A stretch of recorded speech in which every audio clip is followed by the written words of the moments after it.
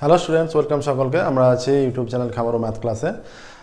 সামনেই 2024 মাধ্যমিক পরীক্ষা। আমরা বলেছিলাম যে পর্ষদের টেস্ট পেপার পাওয়া মাত্র যে 36 নম্বর শর্ট কোশ্চেন আছে 1 নম্বর এবং 2 নম্বর মিলে আমরা সেগুলো পরপর সলভ করে দেব।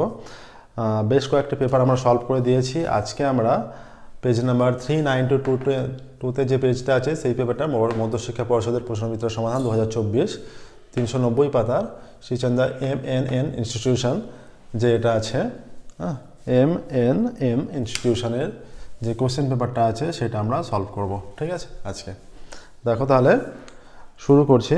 এর আগেও আমরা বেশ কয়েকটা পেপার সলভ করে দিয়েছি, সেগুলো আমাদের প্লেলিস্টে আছে, সেখান থেকে তোমরা দেখবে, প্র্যাকটিস করে ভালো করে, তো তোমাদের মাধ্যমিক পরীক্ষার জন্য খুবই উপযোগী হবে।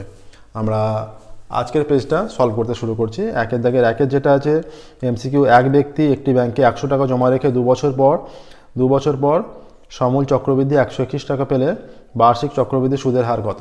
তাহলে একের দাগের একেরটা, তাহলে 100 টাকা জমা রেখে 1 + r/100 চক্রবৃদ্ধি সুদের হার আমরা আর ধরে নিচ্ছি। চক্রবৃদ্ধি সুদের হার আমরা আর ধরে নিচ্ছি কত? 2 বছরে সমূল চক্রবৃদ্ধি কত পেয়েছে?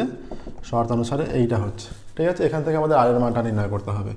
বা 1 + r/100 তার স্কোয়ার = 121/100, বা 1 + এবার r/100 তার স্কোয়ার মানে এটা হচ্ছে 11/10 স্কোয়ার।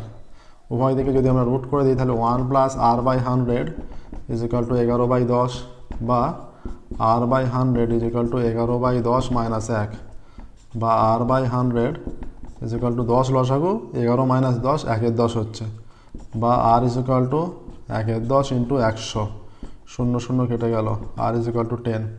অতএব সুদের হার 10%, সুদের হার 10% এলো। ঠিক আছে, তাহলে একের দাগের একের অপশান এ 10% এটা অ্যান্সার। শুধু এটা উল্লেখ করলেও হবে, কোষে দেখাতেও পারো, কোনো অসুবিধা নেই, কিন্তু যেন ভুল না হয়। ঠিক আছে, তবে রাপে ক্যালকুলেশন করে জাস্ট অ্যান্সারটুকু লিখে দেয়, খুব ভালো হবে। তাহলে অপশান এ অ্যান্সার এলো। নেক্সট দেখো একের দাগের দুইয়েরটা। একের দাগের দুইয়েরটা, একের দাগের দুইয়ের কি বলেছে? px² + qx + r = 0। একের দাগের 2 বলেছে px² + qx + r = 0 বলা আছে। px² + qx + r = 0 বলা আছে। বলেছে যেখানে pqr বাস্তব সংখ্যা, সমীকরণের বীজদ্বয় বাস্তব ও মূলধর শর্ত কি? বাস্তব ও মূলধর শর্ত নিরূপক > 0। তাহলে সমান বলেনি, যেহেতু যদি বলতো বাস্তব এবং সমান আমরা = 0 করতাম। তাহলে নিরূপক হচ্ছে, এখানে b হচ্ছে q, তার মানে q² - 4ac 4 × p × r, এটা > 0। ঠিক আছে, তাহলে এখানে দেখি কোন কন্ডিশনটা আমাদের ম্যাচ করছে। তাহলে এখানে হচ্ছে q² - 4pr > 0, তাহলে q² > 4pr এইটা আসছে। q² > 4pr আমাদের এইটা আসছে। ঠিক আছে, কোন অপশানে আছে এটা? অবশ্যই p ≠ 0 হতে হবে। p = 0 হলে এটা দ্বিঘাত সমীকরণ হবে না, p ≠ 0 হবে। তাহলে q² > 4pr, pq মূলদ সংখ্যা এখানে চলে আসছে। অপশান বিটা আমাদের ম্যাচ করছে।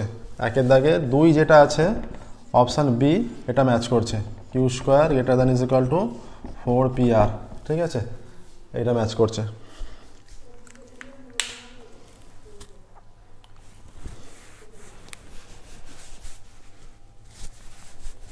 নেক্সট 3-এর দাগেরটা দেখো।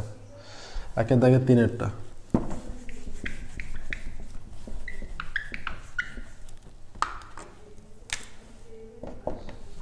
একের দাগের 3-এরটা কি বলেছে? এটা 2-এরটা হলো, যেটা হলো ABC ও DEF, ABC ও DEF ত্রিভুজে এ কোণ সমান ই কোণ 40 ডিগ্রি। তাহলে ABC ত্রিভুজ আছে, ABC, আর ত্রিভুজ আছে DEF, দুটো ত্রিভুজ আছে। আচ্ছা, ABC DEF, এ আর ই কোণ সমান, এটার ক্ষেত্রে এ কোণটা আর এর ক্ষেত্রে ই কোণটা সমান। ঠিক আছে, আচ্ছা, আর বলেছে AE/ED সমান AC/EF, AB/ED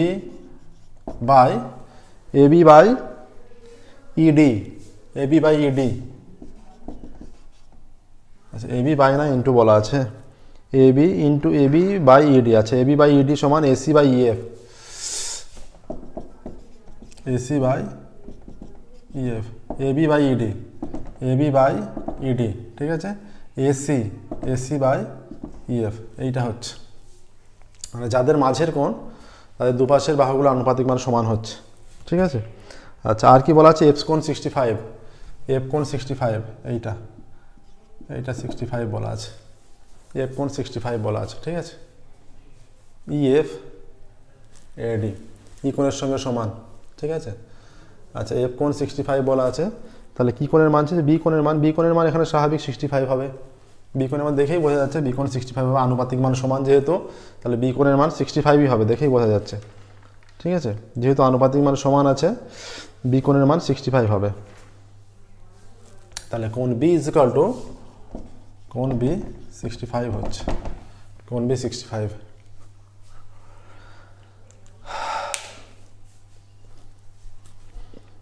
নেক্সট দেখো চারেরটা,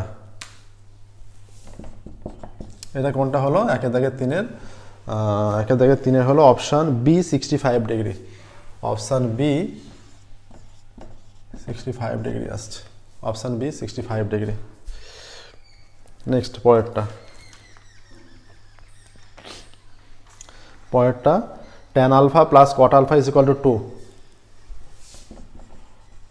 tan alpha plus cot alpha is equal to 2, বা tan alpha plus 1 by tan alpha সমান 2, বা এখানে tan আলফা লসাগু, এটা tan square alpha plus 1 is equal to 2, বা tan square alpha plus 1 is equal to 2 tan alpha, বা tan square alpha minus 2 tan alpha plus 1 is equal to 0, বা tan alpha minus 1 square 0, বা tan alpha minus 1 0, বা tan alpha সমান 1 আসছে, tan alpha সমান 1, তাহলে কট alpha সমান কত হবে, কট আলফা সমান 1 বাই tan আলফা, মানে 1 বাই 1, tan আলফার মানটা আমরা একবারে পুট করে দিলাম, তাহলে কট আলফার মান কত আসছে 1। তাহলে কি চেয়েছে, tan এর পারে 7 আলফা প্লাস কট এর পারে 7 আলফার মান, তাহলে tan to the power 7 alpha plus cot to the power 7 alpha সমান tan আলফার পারে 7 প্লাস কট আলফার পারে 7, এইটা 1 এর পারে 7 প্লাস 1 এর পারে 7, 1 প্লাস 1 2 অ্যান্সার আসছে। একের দাগে চারটা দেখো সুন্দরভাবে করে দেওয়া আছে, এটা 2 নম্বরেও আসতে পারে, সেই জন্য প্রসেসটা শিখে রাখতে হবে। তাহলে একের দাগে 4-এর সি 2, শুধুমাত্র অ্যান্সারটুকু লিখে দিলেও হবে, বসে দেখালেও জাস্ট অ্যান্সারটুকু লিখে দেয় আমার মনে হয় ভালো, কোনো রকম বসে রাফে ক্যালকুলেশন করবে, যা ক্যালকুলেশন করে রাফে ক্যালকুলেশন করবে, ঠিক আছে। 4-এরটা সি এলো, তাহলে 4-এরটা একের দাগে 4-এর সি 2 অ্যান্সার এলো, ঠিক আছে। পুরো দাগ নাম্বার দিয়ে অ্যান্সারটা দিয়ে লিখে দেবে, তাহলে কোনো অসুবিধা নেই, পুরো নাম্বার পাবে। 5-এরটা দেখো, একের দাগের 5,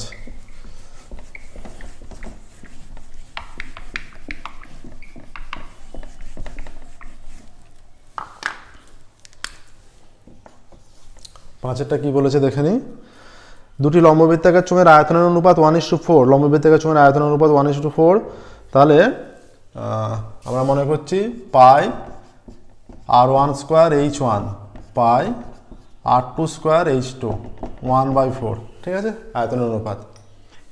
আচ্ছা আর কি বলেছে, ভূমির ব্যাসার্ধের দৈর্ঘ্যের অনুপাত, ভূমিতলের ব্যাসার্ধের দৈর্ঘ্যের অনুপাত 4/5, তাহলে উচ্চতার অনুপাত কত, তাহলে এই r1 বাই r2 এটা 4/5 বলে দিয়েছে, তাহলে এইচ এর অনুপাত কত, তাহলে r1 square by r2 square, তাহলে r1 সমান যদি আমরা ধরে নিই, তাহলে এখানে যদি হয়ে যায় r1 সমান 4k, k not equal to 0, আর r2 সমান যদি হয়ে যায় 5k, তাহলে এখানে এইটা থেকে কি হচ্ছে, পাই ক্যান্সেল হয়ে যাচ্ছে, তাহলে r1 এর জায়গায় আমরা লিখতে পারি 16k স্কোয়ার h1, আর এটা r2 5k, তাহলে 25k স্কোয়ার h2 সমান 1/4, ঠিক আছে, এইটা আসছে।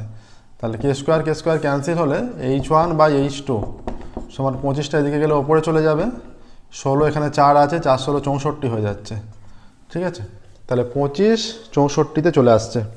হ্যাঁ, তাহলে অ্যান্সার আসছে আমাদের 25:64, 25:64, 5-এরটা অপশান ডি এ আছে 25:64, বা h1:h2 25:64, অতএব একের দাগের 5 অপশান ডি 25:64, এটাই অ্যান্সার। একের দাগের 5 অপশান ডি 25:64, ঠিক আছে, এটাই অ্যান্সার হলো।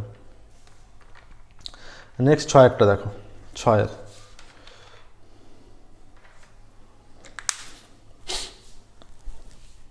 একের দাগের লাস্ট অঙ্ক।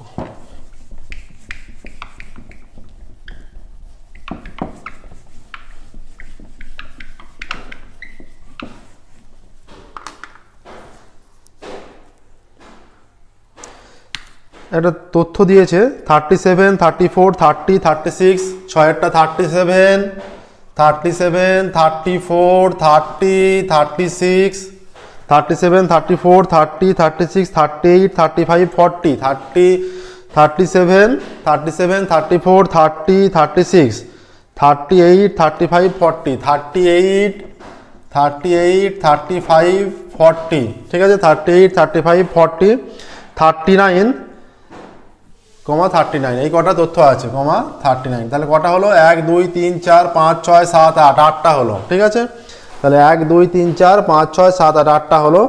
37, 34, 30, 36, 38, 35, 40, 39, এখানে বলেছে তথ্যে 35 না থাকলে মধ্যমা কত বৃদ্ধি পাবে। আমরা এখন আগে এর মধ্যমা বের করে নিই, তারপরে এখানে মধ্যমা কত হবে ছোট থেকে বড় আমরা সাজিয়ে নিলে এখানে হয়ে যাচ্ছে 30 প্রথমে আছে, তারপরে আছে 34 আছে, তারপরে আছে 35 আছে, তারপরে আছে 36 আছে, 30, 34, 35, 36, তারপরে আছে 37 আছে, তারপরে 38 আছে, 39 আছে, 40 আছে, 1 2 3 4 5 6 7 8, তাহলে মধ্যমা কত হচ্ছে এখানে, এদিকে 3টে আর এদিকে 3টে, এই দুটো সমষ্টি বাই 2, তাহলে মধ্যমা হয়ে যাচ্ছে 36 প্লাস 37/2, তার মানে এটা হয়ে যাবে 36.5 হচ্ছে, 36.5 হচ্ছে। এবার যদি বলেছে 35 না থাকে তাহলে তথ্যটা কীরকম হচ্ছে, 35 না থাকলে 30, 34, 36, 37, 38, 39, 40, এদিকে 3টে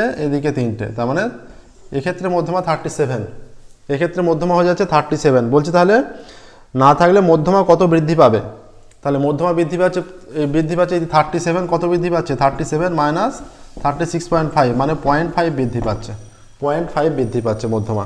তাহলে অপশন অ্যান্সার আসবে অপশন একের দাগেরটা, একের দাগের 6 অপশান ডি 0.5 অ্যান্সার, একের দাগের 6 অপশান ডি 0.5 অ্যান্সার, ঠিক আছে। এবার আমরা 2-এর দাগে যাচ্ছি শূন্যস্থান পূরণে। কমপ্লিট হলো, এটা কোশ্চেন দেখালাম, দেখবে এগুলো 2 নম্বরেও থাকতে পারে, সেগুলো আরেকটু বিস্তারিত লিখে দেখাবে, প্রসেসটা আমি দেখিয়ে দিলাম, তোমরা আরেকটু লিখে দেখাবে যে এই ক্ষেত্রে মধ্যমা হবে, এর ক্ষেত্রে মধ্যমা হবে, মধ্যমা বৃদ্ধি পেলো, এইভাবে লিখে করবে, ঠিক আছে।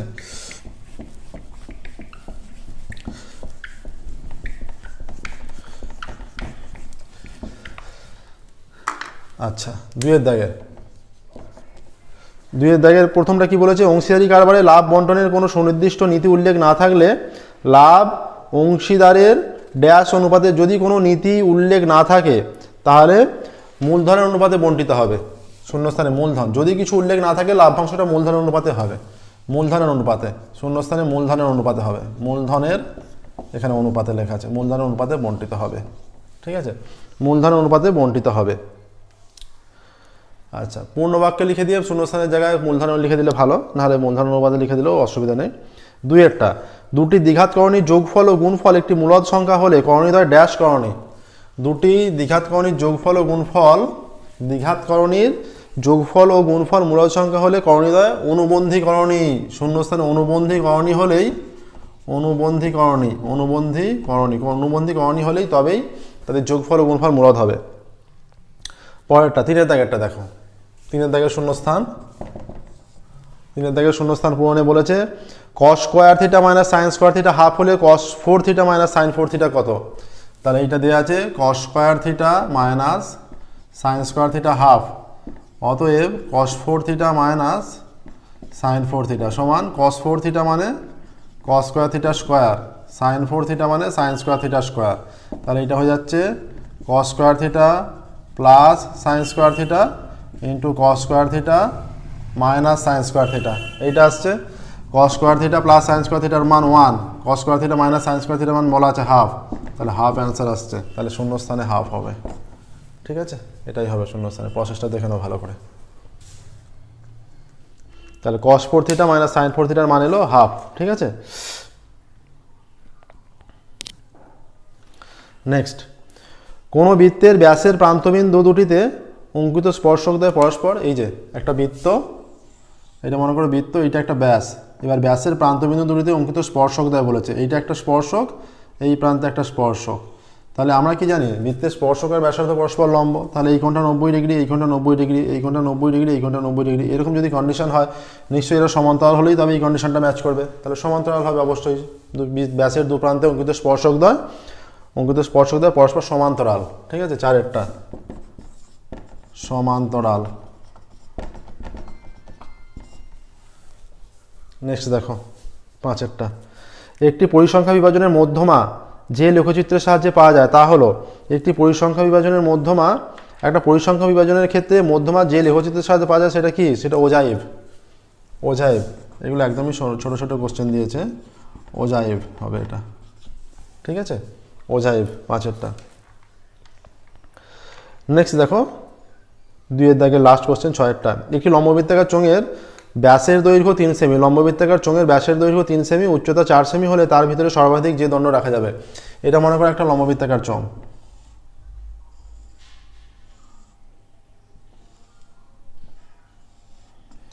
ব্যাসের দৈর্ঘ্য 3 সেমি, লম্ববৃত্তাকার চোঙের ব্যাসের দৈর্ঘ্য 3 সেমি বলেছে, তার মানে এইটা 3 সেমি, এইটা হচ্ছে 3 আর উচ্চতা 4 বলেছে।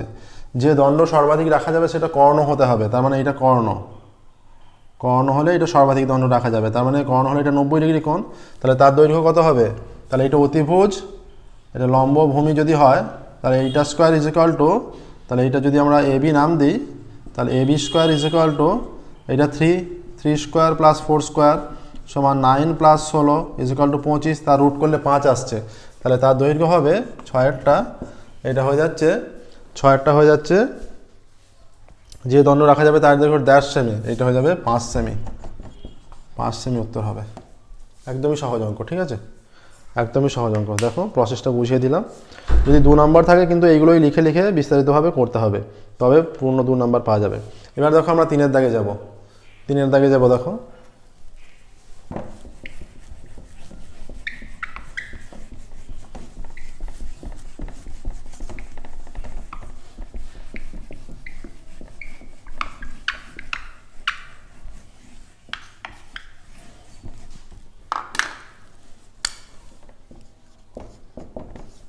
সত্য মিথ্যা, 3-এর দাগে আছে সত্য মিথ্যা।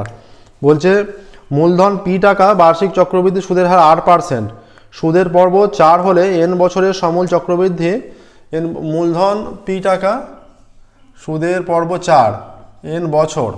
ঠিক আছে, এটা বলে দিয়েছে, সুদের পর্ব 4 n বছর, আর সুদের হার 8% হলে, সুদের হার 8%, তাহলে n বছরের সমূল চক্রবৃদ্ধি হয়ে যাবে p ইন্টু 1 প্লাস r/4/100, তারপরে 4n, এটা হবে 4 ইন্টু n, তার মানে 4n হয়ে যাচ্ছে, এত টাকা। ঠিক আছে, সমূল চক্রবৃদ্ধি এত টাকা, এত টাকা হচ্ছে, তাহলে কি হচ্ছে এটা p ইন্টু 1 প্লাস r/4টা নিচে চলে এলে 400, তারপরে 4n, এত টাকা হচ্ছে।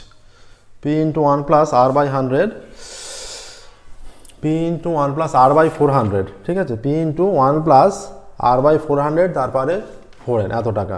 তাহলে এই তথ্যটাই দেওয়া আছে, তাহলে আমাদের এইটা সত্য হচ্ছে, প্রথমটা সত্য। এবার আমরা 2-এরটা দেখি কি হয়। 2-এরটা বলা আছে সেক থিটা ও কোসেক থিটা পরস্পর অনন্যক, সেক থিটা ও কোসেক থিটা পরস্পর অনন্যক বলা আছে। সেক থিটার অনন্যক হচ্ছে কস থিটা, আর কোসেক থিটার অনন্যক হচ্ছে সাইন থিটা, কোসেক থিটার অনন্যক সাইন থিটা। তাহলে যে তথ্যটা দেওয়া আছে সেটা ভুল তথ্য দেওয়া আছে, এটা মিথ্যা হবে। সেক থিটা আর কোসেক থিটা পরস্পর অনন্যক নয়, সেক থিটা আর কস থিটা বললেও ঠিক হতো, যদি বলতো সাইন আর কোসেক সেটাও ঠিক হতো, কিন্তু সেক আর কোসেক কখনোই অনন্যক নয়। হ্যাঁ, আচ্ছা নেক্সট 3-এর দাগের বলেছে একটি সমদ্বিবাহু ট্রাপিজিয়াম বৃত্তস্থ ট্রাপিজিয়াম, সত্য। সমদ্বিবাহু প্লেলিস্টে আমাদের আছে, দেখবে তোমাদের সাজেশান দিয়েছি, তিনটে ক্লাস মিলে সাজেশান দেওয়া আছে।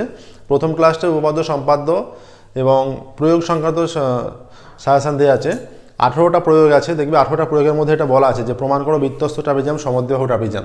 তাহলে এটাই বলেছে, মানে ওই প্রবাদ প্রয়োগের স্টেটমেন্টটাই তুলে দিয়েছে, তাহলে সেটা সত্য হবে, সত্য হবে এটা। নেক্সট দেখো এর পরেরটা কি বলেছে, এর পরেরটা বলেছে এক্স ওয়াই জেড তিনটি চলরাশি এরূপ যে এক্স প্রপোর্শনাল ওয়াই যখন জেড ধ্রুবক, এক্স প্রপোর্শনাল জেড যখন ওয়াই ধ্রুবক, তাহলে এক্স প্রপোর্শনাল ওয়াই জেড হবে যখন এক্স ওয়াই উভয়ই পরিবর্তনশীল। তোমাদের প্রত্যেকের কাছে বই আছে, বইটা ফলো করবে। তাহলে এটা দেখো, এটা যৌগিক ভেদের ফর্মুলাটা তুলে দিয়েছে, তাহলে এটাও সত্য হবে, যৌগিক ভেদের সূত্রটা তুলে দিয়েছে, সত্য। পাঁচেরটা দেখো যৌগিক ভেদের সূত্রটা তুলে দিয়েছে, এটা সত্য হবে। পাঁচেরটা বলছে একটি ঘনকের প্রতি ধারের দৈর্ঘ্য 3 গুণ হলে ঘনকটির আয়তন 27 গুণ হবে।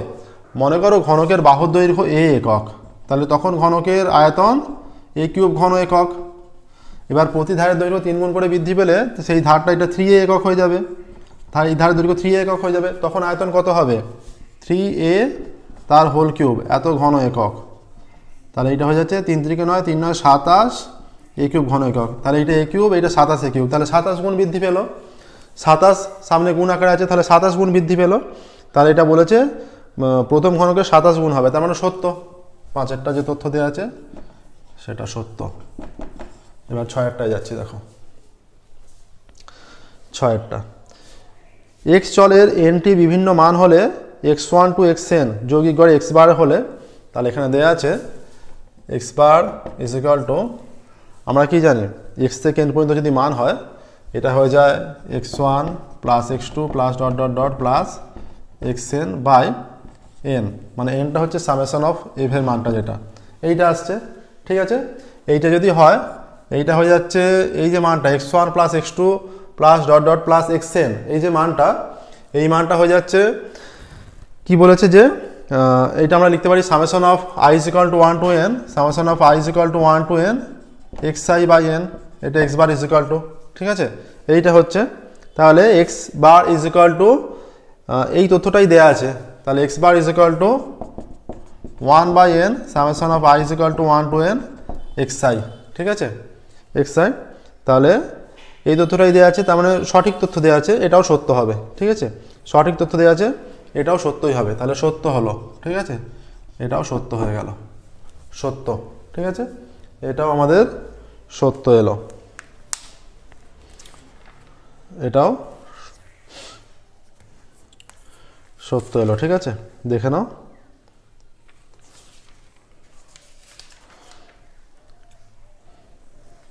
এবার আমরা 4 দাগে শুরু করব। 4 দাগে দেখো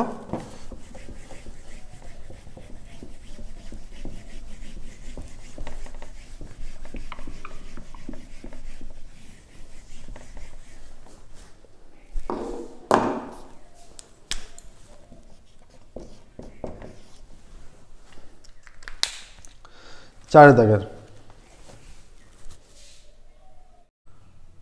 প্রথম অঙ্ক যেটা বলেছে কোনো মূলধন বার্ষিক শতকরা একই সুদের হারে 3 বছরে 560 টাকা হলে 5 বছরে এবং 5 বছরে 600 টাকা হলে 1 বছরের সুদ কত। তাহলে আমরা এটা নির্ণয় করব এইভাবে, 5 বছরে কোনো মূলধন সুদের হারে 3 বছরে হচ্ছে তাহলে 5 বছরের সুদ প্লাস আসল 600 টাকা, 5 বছরে যে আসল প্লাস সুদ এইটা হয়ে যাচ্ছে 600 টাকা। আচ্ছা 3 বছরে আসল প্লাস সুদ সমান কত টাকা, এটা 600 টাকা বলেছে একটা, আর একটা বলেছে 560 টাকা, এটা 600 টাকা আর একটা 560 টাকা। তাহলে বিয়োগ করলে এটা যদি আমরা বিয়োগ করে দিই তাহলে 2 বছরে এটা আসলটা তো একই টাকার ওপর খাটছে, 5 বছর 3 বছর একই টাকার ওপরে খাটছে, তাহলে আসল কেটে যাবে, সুদের মানটা কিন্তু আলাদা, 5 বছরের সুদটা আর 3 বছরের সুদ আলাদা আলাদা মান, সেটা বিয়োগ হচ্ছে। তাহলে 2 বছরের সুদ পড়ে থাকছে, 2 বছরের সুদ এটা 40 টাকা, তাহলে 1 বছরের সুদ সমান 40/2 ইজ ইকুয়াল টু 20 টাকা আসছে, 20 টাকা। তাহলে 1 বছরের সুদ হচ্ছে 20 টাকা। তাহলে উত্তর কত হবে, যে উত্তর হবে 1 বছরের সুদ, অতএব 1 বছরের সুদ 20 টাকা হয়ে গেল একটা, একদমই সহজ অঙ্ক। 2 দেখো,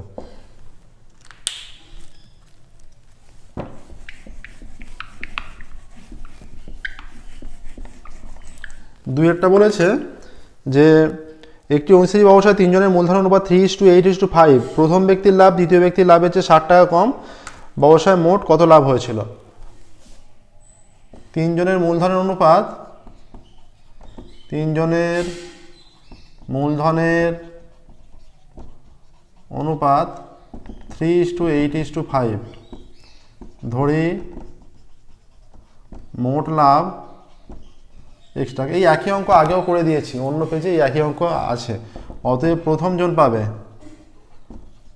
জন পাবে সমান 3/8-11-5-16 ইন্টু এক্স, মানে লাভ্যাংশ থেকে প্রথম জন 3x/16 টাকা পাচ্ছে। অতএব তৃতীয় জন পাবে, এর 5 আছে, 5 × 16 × x এত টাকা সমান 5x/16 টাকা। এবার বলেছে প্রথম জন তৃতীয় জনের চেয়ে 60 টাকা কম পাবে। ঠিক আছে, প্রথম জন তৃতীয় জনের চেয়ে 60 টাকা কম পাবে বলেছে, তাহলে শর্তানুসারে কি হবে? শর্তানুসারে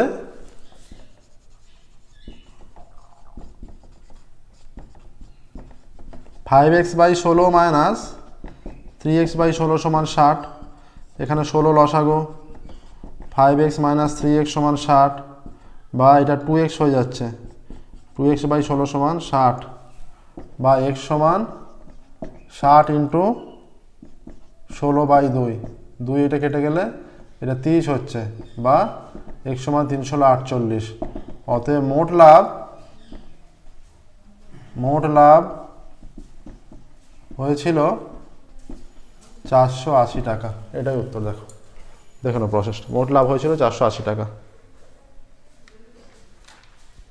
নেক্সট 3 দাগের অঙ্কটা দেখে নাও। 3 দাগের যে অঙ্কটা আছে এটা তোমাদের বইয়ের অনুশীলনীতে আছে, বইয়ের অনুশীলনী থেকে তুলে দিয়েছে 3 দাগের অঙ্কটা। 3 দাগের অঙ্কটা আছে এই যে x² + bx + 12, এটা = 0 আছে। আর একটা সমীকরণ আছে x² + bx + q, x² + bx + q = 0। এটা 1, এটা 2। কি বলেছে? x² + bx + 12 = 0, x² + bx + q = 0। সমীকরণ দ্বয়ের একটি বীজ 2 হলে q এর মান কত? আমরা প্রথমে সমীকরণ দ্বয়ের মানে দুটো সমীকরণেরই সমীকরণ দ্বয়ের একটি বীজ 2, তাহলে প্রথম সমীকরণে 2 পুট করলে স্যাটিসফাই করবে। অতএব 1 থেকে পাই, 1 থেকে কি পাবো? 2² প্লাস b × 2 প্লাস 12 = 0, 2² মানে 4 প্লাস 12 প্লাস 2b = 0, 12 আর 4 16 প্লাস 2b = 0, বা 2b = -16, বা b = -16/2, বা b = -8। b = -8 হচ্ছে আমরা এই সমীকরণে, এই 2 নম্বর সমীকরণ, অতএব 2 থেকে পাচ্ছি। 2 থেকে, যেহেতু 2 একটা বীজ তাহলে x এর জায়গায় আমরা 2 বসাতে পারবো, আর প্লাস b এর মান -8 × x এর মান 2 প্লাস q = 0, এইটা হয়ে যাবে। ঠিক আছে, বা 2² 4 -16 প্লাস q = 0, তাহলে q -12 সমান 0, বা q সমান 12। তাহলে উত্তরটা লিখবে q এর মান 12, q এর মান 12 এলো, উত্তরটা লিখে দেবে q এর মান 12, q এর মান 12 আসছে। ঠিক আছে, উত্তরটা তোমরা নিজেরা লিখবে q এর মান 12। নেক্সট দেখো 3 দাগের হলো 4 দাগেরটা একদম সহজ প্রসেসে করে দেওয়া আছে। দেখো 2 পুট করা আছে, এখান থেকে b এর মান বের করে নেওয়া হয়েছে। এবার 3 নম্বর সমীকরণে এরও একটা বীজ 2, এখানে b এর মানটাও পুট করেছি, আর যেহেতু 2 একটা বীজ x এর জায়গায় 2 পুট করেছি, q এর মান এসে গেছে।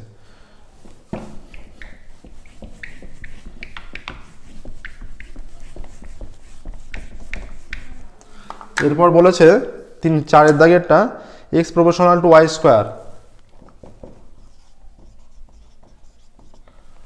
x ∝ y²। ঠিক আছে, আচ্ছা, অতএব আমরা কি লিখতে পারি? ভেদের অঙ্ক এটা, x = ky², k অশূন্য ভেদ ধ্রুবক হলো, এটা এলো। এবার কি হবে বলেছে, যখন y is equal to 2a, y is equal to 2a, যখন x is equal to a, অতএব x is equal to a সমান k ইন্টু এটা 2a স্কোয়ার, বা a is equal to k into 4 square, বা k is equal to a by 4 square, এটা কেটে গিয়ে a হচ্ছে, অতএব k is equal to 1 by 4a। ঠিক আছে, তাহলে নির্ণয় সম্পর্কটা কি হচ্ছে, অতএব x is equal to k এর মান 1 by 4a into y square, বা y square is equal to 4ax, অতএব x ও y এর নির্ণয় সম্পর্ক y square is equal to 4x। দেখো একদমই সহজ। ঠিক আছে, x ও y এর নির্ণয় সম্পর্ক y square is equal to 4ax। দেখে নাও প্রসেসটা। নেক্সট দেখো 5 দাগের অঙ্ক করছি আমরা। এবার আমরা 5 দাগের অঙ্ক সলভ করব।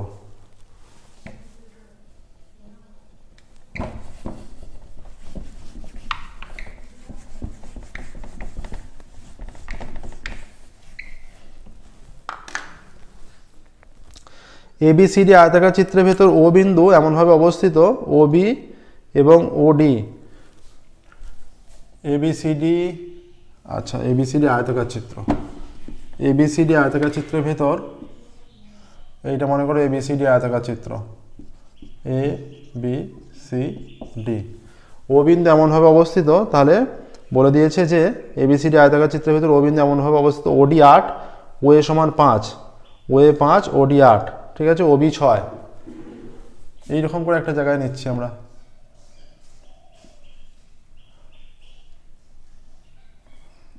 এইটা 8 OCর মান চেয়েছে। ABCD আয়তাকার চিত্রের ভিতর O বিন্দু এমনভাবে অবস্থিত, এই অঙ্ক আগে করে দেওয়া হয়েছে, এমনভাবে অবস্থিত OA সমান 5 সেমি, OB সমান 6 সেমি, OD সমান 8 সেমি হলো, এই তিনটে আসছে। OA 5 সেমি, OB 6 সেমি, OD 8 সেমি, OCর দৈর্ঘ্য কত? তাহলে আমরা জানি এইটা একটা প্রয়োগ, আমাদের প্রয়োগ দেওয়া আছে, দেখবে প্লেলিস্টে যাবে, প্লেলিস্টে গিয়ে তোমাদের সাজেশান দেওয়া আছে, তোমাদের প্রয়োগের সাজেশান দেওয়া আছে, এটা একটা প্রয়োগ আছে, সেই এই প্রয়োগটা কিন্তু তোমাদের সাজেশানে দেওয়া আছে, তার স্টেটমেন্টটাই এখানে তুলে দিয়েছে, মানে স্টেটমেন্টটা কাজে লাগিয়ে, তার স্টেটমেন্টটা কাজে লাগিয়ে এই অঙ্কটা হয়ে যাবে। ঠিক আছে, ABCD আয়তাকার চিত্রের ভেতর O বিন্দু যদি এমনভাবে অবস্থিত হয়, তাহলে প্রমাণ করো যে OA square plus OC square is equal two OB square plus OD square. এটা তোমাদের 288 পাতায়, তোমাদের অঙ্কের বইয়ের 288 পাতায় এই প্রয়োগটা প্রমাণ করে দেওয়া আছে। এটা তোমাদের প্রয়োগ হিসেবেও 3 নম্বর যে প্রয়োগ আছে সেটাও সেখানের জন্য এটা ইম্পর্টেন্ট, তাই এটা ভালো করে তৈরি করে রাখবে।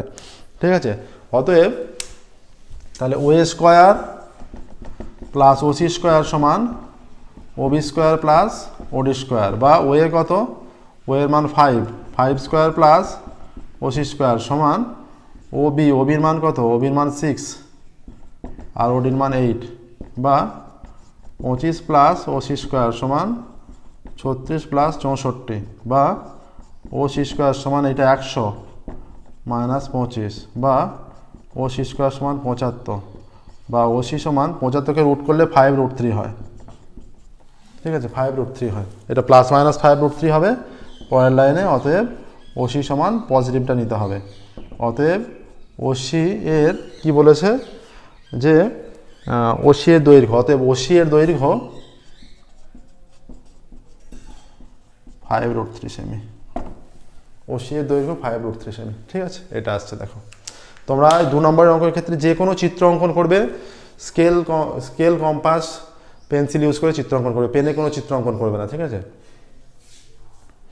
আর প্রত্যেক অঙ্কের শেষে উত্তর লিখবে। নেক্সট দেখো 6 দাগেরটা।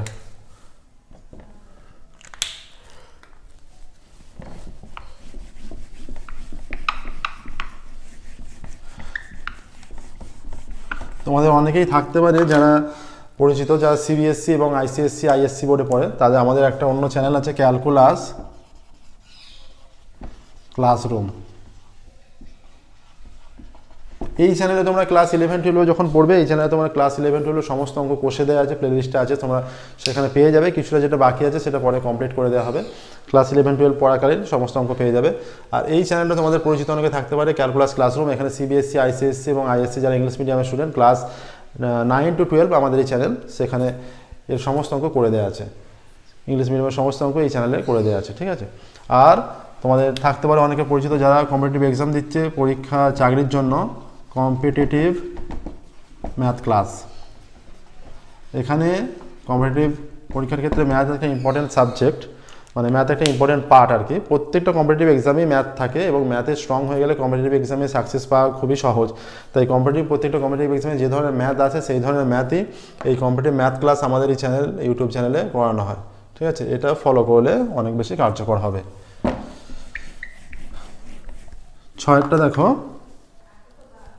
6টা বলে দিয়েছে দুটি সদৃশ ত্রিভুজের পরিসীমা 27 সেমি ও 16 সেমি।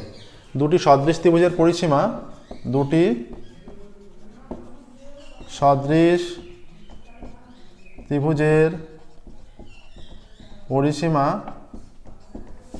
27 সেমি ও 16 সেমি, ঠিক আছে। দুটি সদৃশ ত্রিভুজের পরিসীমা 27 সেমি ও 16 সেমি। এবার কি বলেছে, বলে দিয়েছে যে বলা আছে প্রথম ত্রিভুজের একটি বাহুর দৈর্ঘ্য 9 সেমি হলে দ্বিতীয় ত্রিভুজের অনুরূপ বাহুর দৈর্ঘ্য কত। প্রথম ত্রিভুজের একটি বাহু 9 সেমি, অতএব প্রথম ত্রিভুজের একটি বাহু বাই দ্বিতীয় ত্রিভুজের অনুরূপ বাহু, এদের যে আনুপাতিক মানটা এটা পরিসীমার সঙ্গে সমান হবে। প্রথম ত্রিভুজের 27, দ্বিতীয় ত্রিভুজের 16, বা এটা 9 বাই এটা দ্বিতীয় ত্রিভুজের বাহু, দ্বিতীয় ত্রিভুজের অনুরূপ বাহু সমান 27/16 হবে। অতএব দ্বিতীয় ত্রিভুজের অনুরূপ বাহু, দ্বিতীয় ত্রিভুজের অনুরূপ বাহু কত হবে, কোনাকুনি গুণ করলে 16 × 9/27, 16 × 9/27, ঠিক আছে। এইটা আসছে 27-এর সঙ্গে কোনাকুনি গুণ, এটা নিচে চলে আসবে, তাহলে 3 × 9 = 27, 3, 16/3 হচ্ছে, 16/3, ঠিক আছে। 16/3 আসছে, ঠিক আছে। 16/3 উত্তর আসছে। তাহলে এটা কত আসছে, 16/3, 3 × 5 = 15, 5 × 1 = 3 হচ্ছে, ঠিক আছে। তাহলে লিখবে যে দ্বিতীয় ত্রিভুজের অনুরূপ বাহু, উত্তরটা তোমরা নিজেরা লিখবে যে দ্বিতীয় ত্রিভুজের অনুরূপ বাহুর দৈর্ঘ্য 5 × 1 = 3 সেমি। দ্বিতীয় ত্রিভুজের এইভাবেই করতে হবে, ঠিক আছে। দ্বিতীয় ত্রিভুজের অনুরূপ বাহুর দৈর্ঘ্য 5 × 1 = 3 সেমি। দ্বিতীয় ত্রিভুজের অনুরূপ বাহুর দৈর্ঘ্য 5 × 1 = 3, এটা প্রসেসটা এরকমই। নেক্সট দেখো 7এর অঙ্ক, 7এর দেখো, 7এর প্রত্যেকটা অঙ্কের উত্তর লিখবে। নিখুঁত নাম্বার পেতে হলে 99, 100 তুলতে হলে দাগ নাম্বার নিখুঁতভাবে দেবে, উত্তর প্রত্যেকটা অঙ্কের লিখবে। আর ক্যালকুলেশন তো সঠিকভাবে করতেই হবে।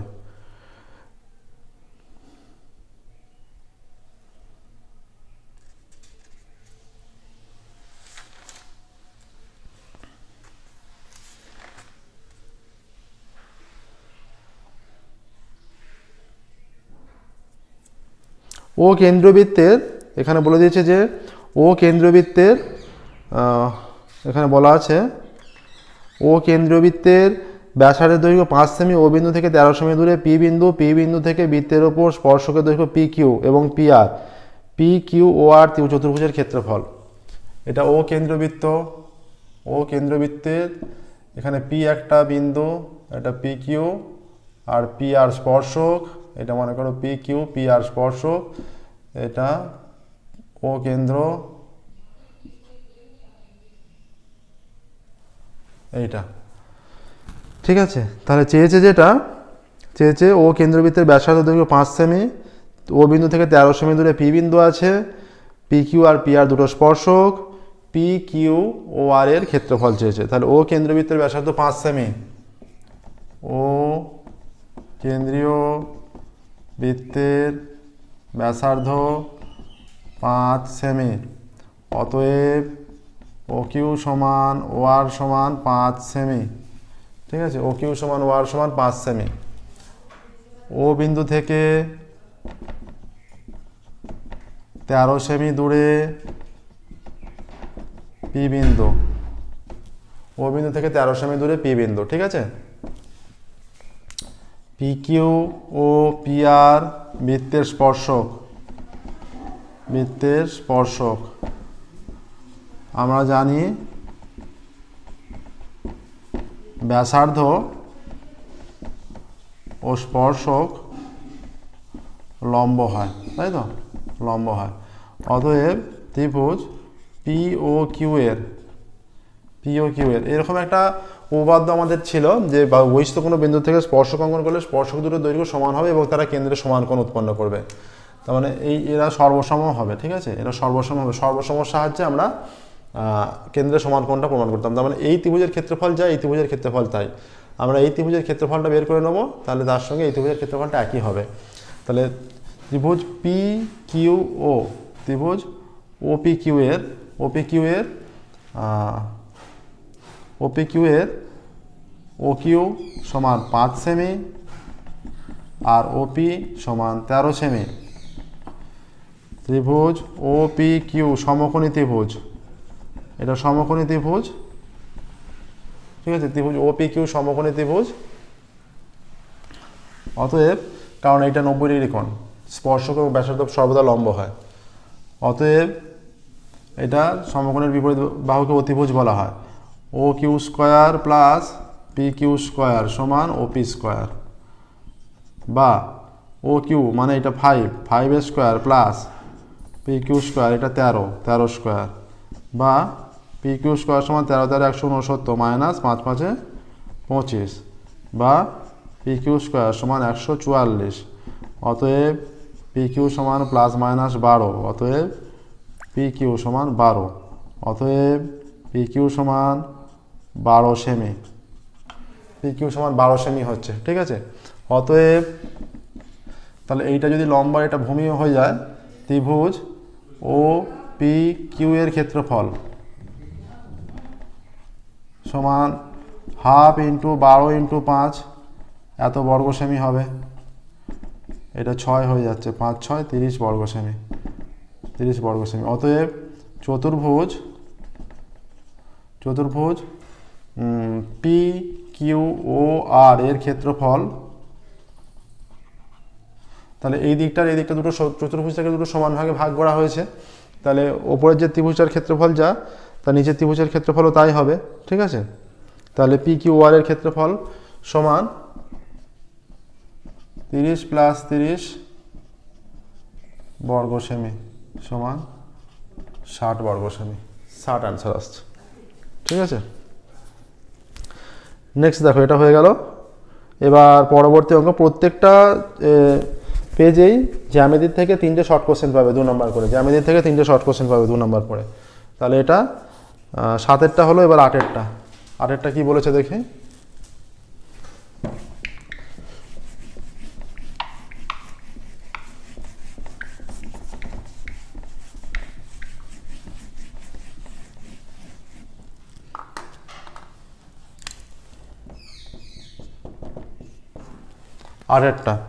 আরেকটা বলছে যে 6 সেমি ব্যাসার্ধ বিশিষ্ট বৃত্তের কেন্দ্রে যে চাপ 60 ডিগ্রি কোণ উৎপন্ন করে তার দৈর্ঘ্য কত। মানে 6 সেমি ব্যাস বিশিষ্ট বৃত্তের ব্যাস 6 সেমি,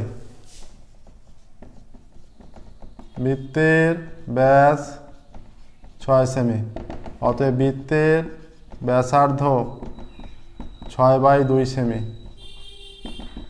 সমান 3 সেমি হয়ে যাচ্ছে ব্যাসার্ধ। ঠিক আছে, আচ্ছা,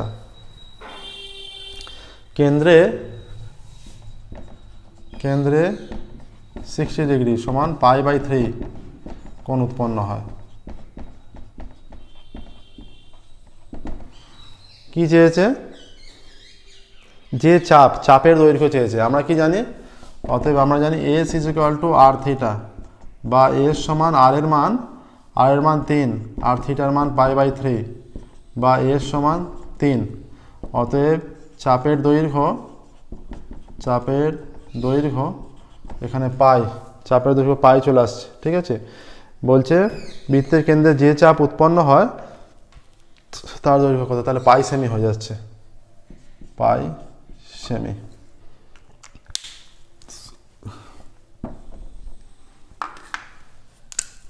তিন তিন কেটে গিয়ে পাই আসছে, পাই সেমি, ঠিক আছে। নেক্সট দেখো 9-এরটা, 9-এর অঙ্ক দেখো।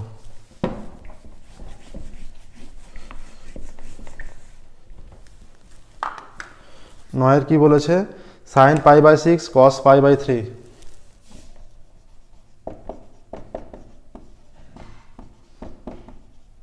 Plus sin π/6 cos π/3 plus cos π/6 sin π/3, sin π/6 cos π/3 plus cos π/6 sin π/3 এর মান, cos π/6 sin π/3, sin π/6 মানে কত, sin 30, sin 30 এর মান হাফ, cos π/3 মানে cos 60, cos 60 এর মান কত, cos 60 এর মান হাফ, cos π/6 মানে cos 30, cos 30 এর মান √3/2, sin π/3 মানে sin 60, sin 60 এর মান √3/2। তাহলে এইটা চলে আসছে 1/4 প্লাস 3/4, 4 লসাগু 1 প্লাস 3 সমান 4/4, 1 উত্তর চলে আসছে। উত্তরটা লিখবে অতএব এত এর মান 1, এটা উত্তর লিখবে, যেটা মান দেওয়া আছে অতএব এইটা উল্লেখ করবে যে এর মান 1, এটা উল্লেখ করবে যে এর মান 1। নেক্সট এইটা হয়ে গেল, এটা হলো 9-এরটা, এটা 9-এরটা হলো, ঠিক আছে, এটা 9-এর হলো, উত্তরটা লিখবে, প্রত্যেকটা অঙ্কের উত্তর লিখবে, ঠিক আছে। এবার দেখো 10-এরটা,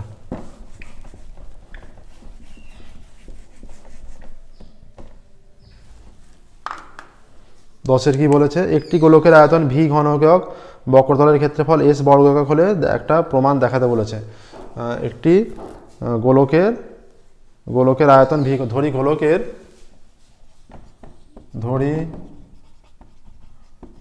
গোলকের ব্যাসার্ধ আর একক, ঠিক আছে, ধরি গোলকের ব্যাসার্ধ আর একক, ঠিক আছে। অতএব V is equal to 4/3 pi R cube, ঠিক আছে, এইটা 4/3 পাই আর কিউব আয়তন, ঠিক আছে। আচ্ছা, আর এত ঘন একক, S is equal to 4 pi R square, এত বর্গ একক। অতএব এস কিউব সমান, বলেছে যে প্রমাণ করতে এস কিউব সমান 36 pi V square, S cube by V square, এই মানটা আমরা নির্ণয় করছি। S cube by V square সমান কত হচ্ছে, এস কিউব মানে এস 4 পাই আর স্কোয়ার তার কিউব, ভি স্কোয়ার মানে 4/3 পাই আর কিউব তার স্কোয়ার, বা S cube by V square সমান, এটা 4×4 = 16, 4×16 = 64 পাই কিউব আর 6, এটা 4×4 = 16, 4×4 = 16 পাই স্কোয়ার আর 6 বাই 9, এই 9টা উল্টো ওপরে চলে যাবে, ঠিক আছে। এইটা ক্যান্সেল আউট, ক্যান্সেল, এইটা ক্যান্সেল হয়ে 4×16 = 64, ঠিক আছে। তাহলে S cube by V square is equal to হয়ে যাচ্ছে, আচ্ছা এটা পাই কিউব পাই স্কোয়ার, এখানে একটা পাই পড়ে থাকবে 4 পাই, বা S cube by V square সমান 4×9 = 36 পাই। অতএব এস কিউব সমান 36 pi V square, S cube সমান 36 পাই ভি স্কোয়ার, ঠিক আছে, এটাই চেয়েছে। S cube is equal two 36 pi V square, এটা প্রমাণ করতে বলেছে, প্রমাণিত।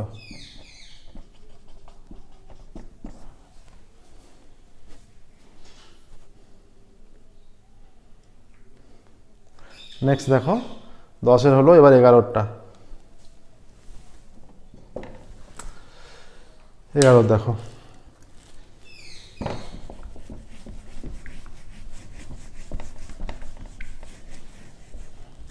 এগারোটা কি বলেছে, 11 বলেছে যে ঘনকের ধারগুলির সমষ্টি 60 সেমি তাতে সর্বাধিক কত লিটার জল ধরবে। ঘনকের ধারগুলির সমষ্টি, সহজ অঙ্ক দিয়েছে, ঘনকের ধারগুলির সমষ্টি 60 সেমি। অতএব ঘনকের একটি ধারের দৈর্ঘ্য, তো কত জল ধরবে, তো আমরা ঘনকের আয়তনটা বের করতে হবে। ঘনকের যে আয়তন সেই আয়তনের সমান জল ধরবে। একটি ধারের দৈর্ঘ্য সমান 60, কটা ঘনকের কটা ধার থাকে, 4, 8, 12টা ধার থাকে। এত বাই 12 সেমি সমান 5, তাহলে একটি ধারের দৈর্ঘ্য 5 সেমি। ঠিক আছে, একটি ধারের দৈর্ঘ্য 5 সেমি হয়ে গেল। ওকে, আচ্ছা, একটি ধারের দৈর্ঘ্য 5 সেমি, তাহলে ঘনকের আয়তন, অতএব ঘনকের আয়তনের সমান জল ধরবে।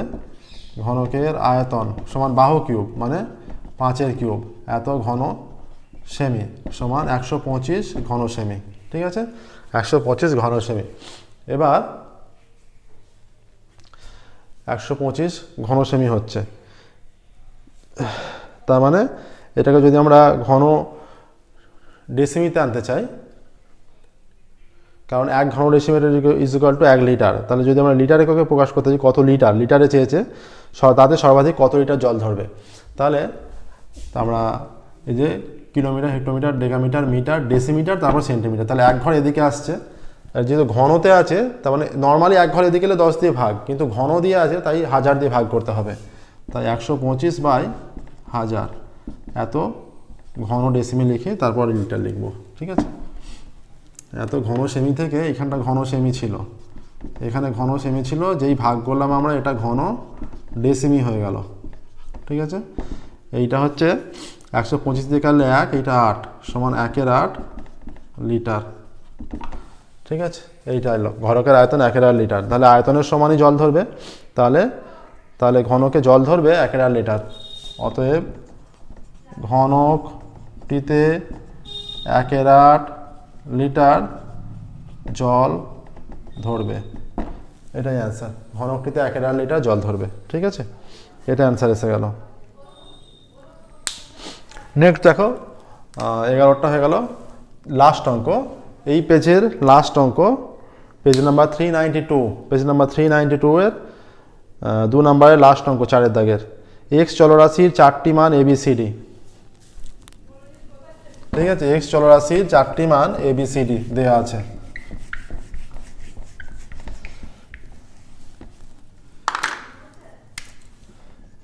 এক্স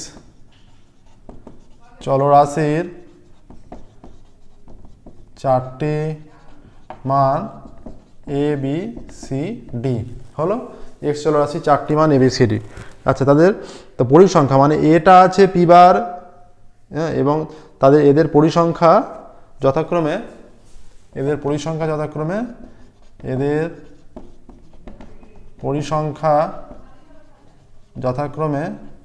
P, Q আর S। তার মানে কত, A আছে P বার, B আছে Q বার, C আছে R বার, আর D আছে S বার। ঠিক আছে, এতগুলো। তাহলে ওদের ভারযুক্ত গড় নির্ণয় করি।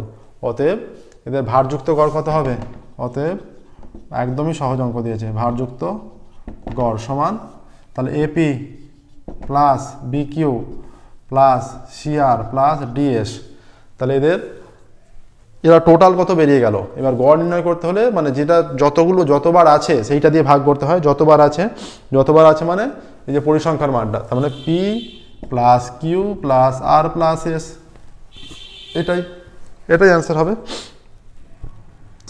ঠিক আছে, তাহলে AP plus BQ plus CR plus DS by P plus Q plus R plus S, এটাই অ্যান্সার আসবে। ওকে, হলো। তাহলে এর সাথে সাথে দেখো 4-এর দাগে লাস্ট অঙ্ক হয়ে গেল, 12 অঙ্ক। আজকের ক্লাস আমরা এখানেই স্টপ করছি। আসবো পরবর্তী ক্লাসে এর পরের পেজ সলিউশন করব। ওকে, এইভাবে কন্টিনিউয়াসলি যতগুলো পেজ আছে সংসদের প্রশ্নবিদ্যা আমরা সলভ করে দিতে থাকবো। আমাদের চ্যানেলের সাথে থাকো, চ্যানেল সাবস্ক্রাইব করো, নোটিফিকেশন অন করো। যত রকমের অঙ্ক আছে সমস্ত রকমই আমরা সলভ করে দেবো। তোমাদের মাধ্যমিকের পরবর্তী পর্যায়ে যেটা যখন 11-12 করবে আমাদের, সেখানেও চ্যানেলে সমস্ত রকম অঙ্ক করে দেওয়া আছে। Okay, thank you very much everyone.